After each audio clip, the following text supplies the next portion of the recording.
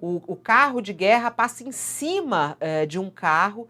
Aí depois tem até a imagem da vítima sendo socorrida, não sei se a gente tem essa imagem aí, ele fica preso no carro, com vida, parece que ele está bem, né, visivelmente ali, pelo menos nas imagens depois que são mostradas pra gente.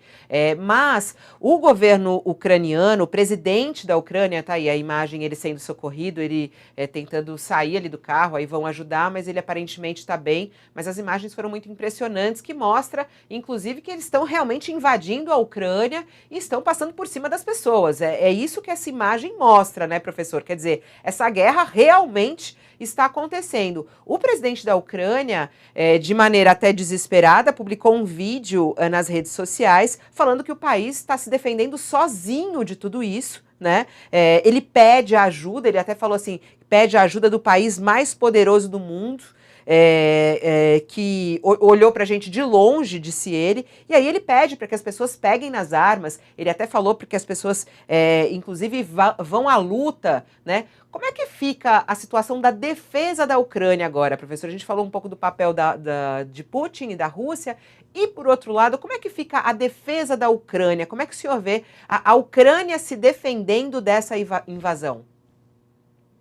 A situação ucraniana é dramática. A gente está falando sobre um país médio para pequeno, então, só para a gente ter uma noção, a população ucraniana é de cerca de 44 milhões de pessoas, não é um país riquíssimo, né? Então, é um país que tem suas forças armadas, mas não é uma potência do ponto de vista militar, e que está sendo atacado por uma das grandes potências mundiais, né? Quando a gente fala sobre poderio bélico global, a gente está falando sobre os Estados Unidos, muito acima de qualquer outro, até pelo investimento que tem.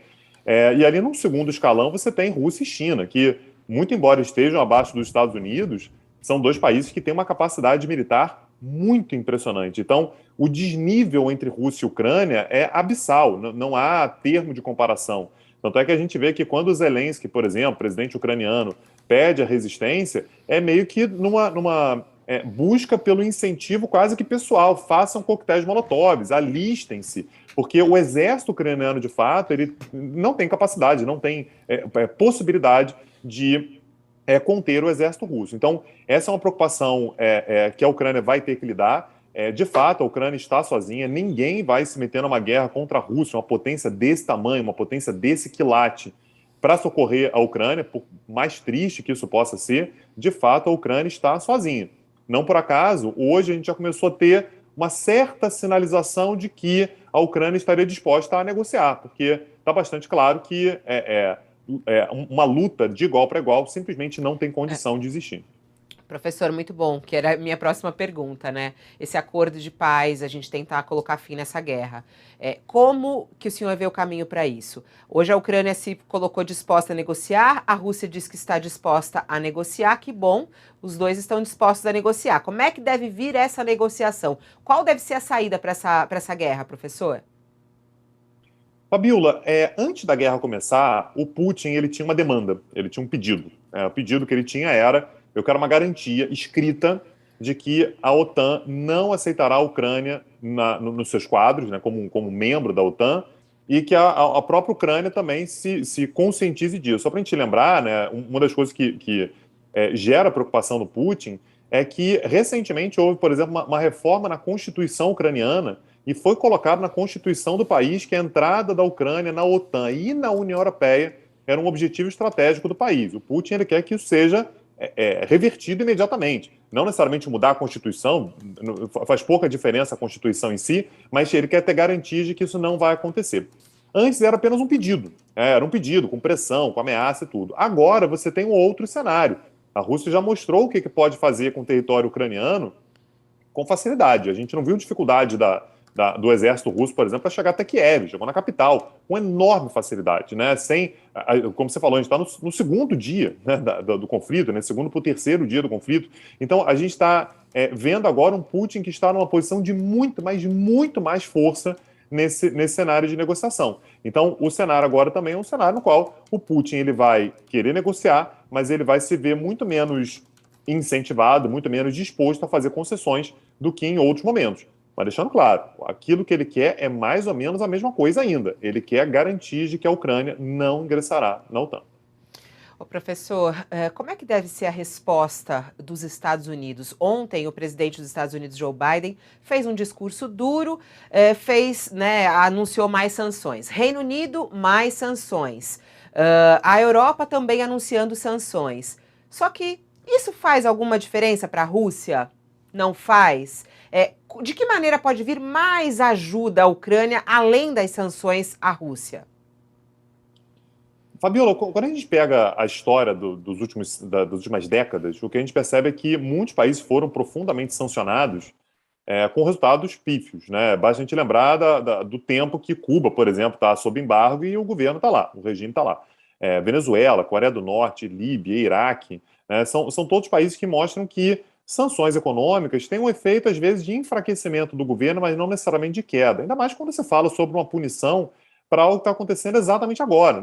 Isso não vai levar a um enfraquecimento do Putin a ponto de o governo cair ou de recuar. Você imagina, isso está absolutamente precificado para o Putin. Ele já sabe que isso, de fato, pode acontecer.